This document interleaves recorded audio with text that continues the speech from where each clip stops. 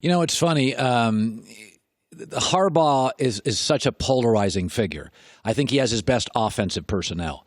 I always saw Urban Meyer as more of a CEO. It's about the unit. Jim, to me, is more Elon Musk. He's more of the individual entrepreneur, lead by my chin. He would be the small business owner that gets rich. Right. You know, you can't really manage Jim. Jim is his own entrepreneur. If Jim Harbaugh doesn't win the conference this year without Urban Meyer in it, is it now fair? Because I've been a Harbaugh proponent. Is it fair to criticize him? Is it fair to say you have underachieved at Michigan? Well, I think that story isn't done yet. Okay. I think it's fair to give him criticism, right? Because everyone's looking at their team now and looking at the fact that this transition at Ohio State from Urban Meyer to Ryan Day, like if you don't do it now, when, right?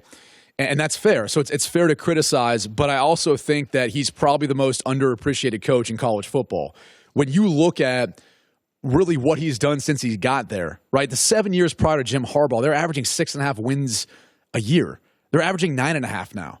I mean, and the Big Ten's better. And the Big Ten's gotten more competitive. And I think part of the reason why he's underappreciated is because, you know, around the time when Jim Harbaugh gets hired, Urban Meyer was hired. So you've got these big names now, right, that are entering the Big Ten.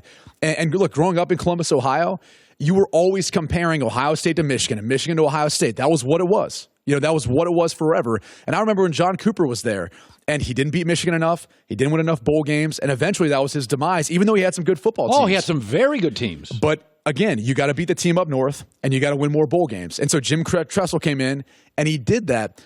But the unfair part, I think, for Harbaugh and this whole comparison between the two is, you know, Jim Harbaugh took over a program that was in an entirely different circumstance than what Urban Meyer took over.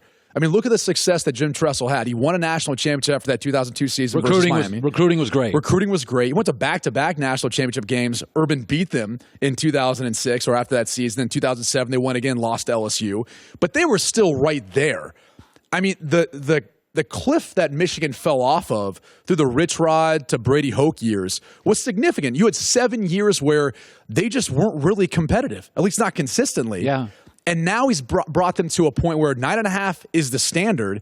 They're probably playing in a New Year's Six game pretty much every year. And then this year, I think, could very well be the year that they compete not only to win the Big Ten, but ended up making a run for the college football playoff. And look, national exposure. He came up with the idea to take them, you know, these kids over to Europe and let them travel and all that. And he's made Michigan matter. He has. He's brought Michigan, one of the blue bloods in college football, back to the forefront. And that's something that I think has been underappreciated in all of this, just because he hasn't beaten Ohio State and because he hasn't won enough bowl games.